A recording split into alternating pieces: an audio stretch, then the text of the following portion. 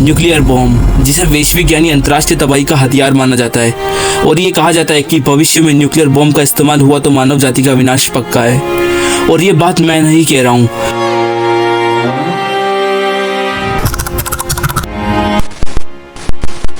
आप सभी इस वीडियो को देखकर अंदाजा लगा सकते हैं कि अगर इन न्यूक्लियर बॉम्ब का इस्तेमाल हुआ तो बड़े बड़े शहर एंड देश ऐसे मिट जाएंगे मानो वहाँ कोई जीवन था ही नहीं।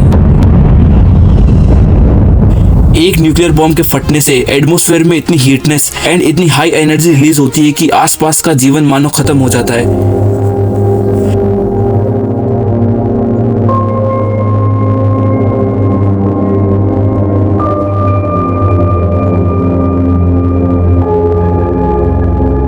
एंड कई सौ किलोमीटर तक इस ब्लास्ट का असर दिखता है, जिसमें कई लोगों को बेइलाज बीमारियां, कानों की फर्दों का फट जाना, भूकंप से बड़ी बड़ी इमारतों का ढह जाना, जिससे बस चारों ओर चीखें ही सुनाई देती है।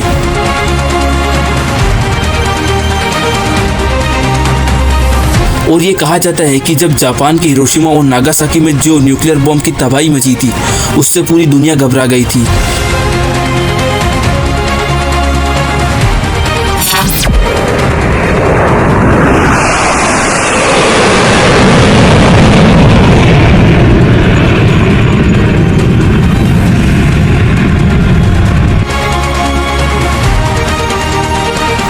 एंड इसी के बाद न्यूक्लियर वेपन की टेस्टिंग एंड यूज पर बैन लगाने की मांग होने लगी।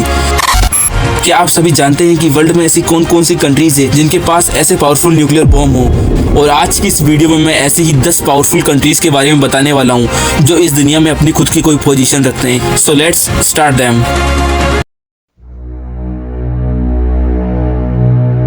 नंबर 10 पे आता है ईरान। ईरान, जिसे अमेरिका ने स्टेट स्पॉन्सर ऑफ टेररिज्म की लिस्ट में भी रखा है, क्योंकि ये देश आतंकवादी संगठनों से जुड़ा है। ईरान एक पावरफुल कंट्री के साथ साथ एक न्यूक्लियर कंट्री भी है, क्योंकि कहा जा रहा है कि इसके पास 9 न्यूक्लियर प्लांट एंड एरियाज है जहां ईरान ने कुछ महीने पहले न्यूक्लियर बॉम्ब की टेस्टिंग की। अभी कुछ बताया नहीं जा सकता कि ईरान के पास कितने न्यूक्लियर बॉम्ब्स हैं, बट ईरान के पास यूरेनियम का खजाना है जिससे कि न्यूक्लियर बॉम्ब्स बनते हैं। नंबर 9 पे आता है उत्तर कोरिया। उत्तर कोरिया दुनिया का वह इकलौता देश है जहां का पॉलिटिकल सिस्टम बहुत ज़्यादा खराब है।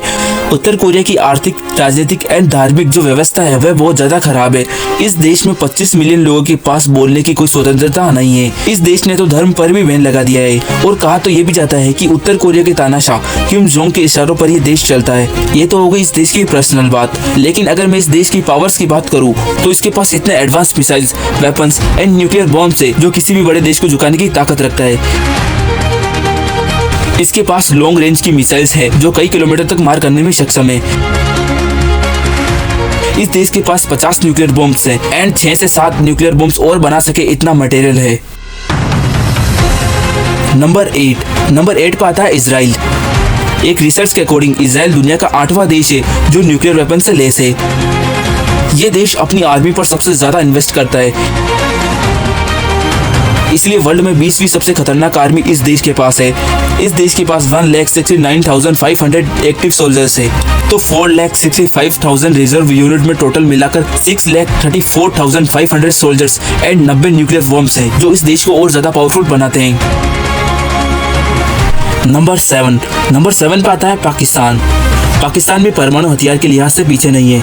माना जाता है कि इस देश की आर्मी को न्यूक्लियर वेपन को यूज करने की ट्रेनिंग भी दी गई है, एंड इस देश के पास करीबन 170 न्यूक्लियर बॉम्ब्स है जो इसे वर्ल्ड की टॉप 10 की लिस्ट में रखते हैं। नंबर 6 पे आता है इंडिया। इंडिया के पास भी कई पावरफुल न्यूक्लियर वेपन्स हैं, and Loewi institute think tank की एशिया पावर इंडेक्स 2024 की लिस्ट में भारत को एशिया का तीसरा सबसे बड़ा शक्तिशाली देश बताया गया है, एंड भारत के पास 172 न्यूक्लियर बॉम्ब्स है। वर्ल्ड पॉपुलेशन रिव्यू के मुताबिक भारत अपने न्यूक्लियर वेपन का यूज सिर्फ अपने डिफेंस के लिए करेगा। नंबर 5 आता है यूनाइटेड किंगडम।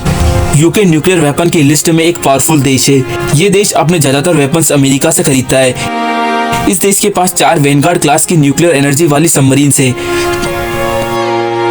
एंड ये सबमरीन ट्राइडेंट लिस्ट की है जो अमेरिका ने डेवलप की है। इन्हें ट्राइडेंट नाम इसलिए दिया गया है क्योंकि ये सबमरीन स्पेशल रूप से डिजाइन की गई है और ये सबमरीन बैलिस्टिक मिसाइल यानी न्यूक्लियर मिसाइल से लेस होती है।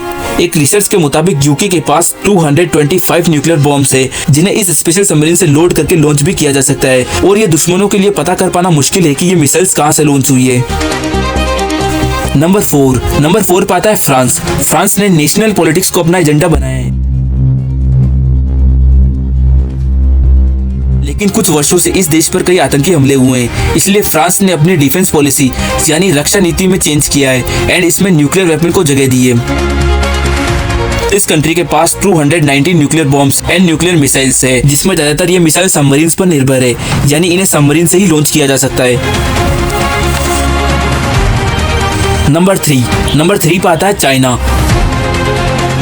चाइना हमेशा से ही दूसरे देशों को डराने और अपनी पावर्स को इंक्रीज करने के लिए नए नए एक्सपेरिमेंट्स करता रहता है। कुछ रिसर्च के मुताबिक चाइना ने पिछले 12 महीनों में 100 न्यू न्यूक्लियर वेपन्स बनाए हैं और अब इसके न्यूक्लियर वेपन की लिस्ट में 400 से ज्यादा न्यूक्लियर बॉम्ब्स है। चाइना इकलौता एक ऐसा देश है जो दूसरे देशों को डराने के लिए नए नए न्यूक्लियर वेपन्स बनाता रहता है। नंबर 2 पे आता है अमेरिका को दुनिया की सबसे पावरफुल कंट्री भी माना जाता है एंड इस देश के पास दुनिया की सबसे बड़ी आर्मी एंड वर्ल्ड के आधे से ज्यादा aircraft carriers, warship and fighter planes हैं। अमेरिका के प्रेसिडेंट को दुनिया के सबसे ताकतवर नेता के रूप में देखा जाता है। एक अमेरिकी प्रेसिडेंट होने के नाते वे जो भी फैसले लेते हैं उसका असर पूरी दुनिया पर दिखाई पड़ता है, लेकिन इतना पावरफुल देश होने के बाद भी ये देश न्यूक्लियर वेपन की लिस्ट में 2nd नंबर पर आता है। इसके पास 5550 न्यूक्लियर बॉम्ब्स हैं। नंबर 1 पे आता है रशिया।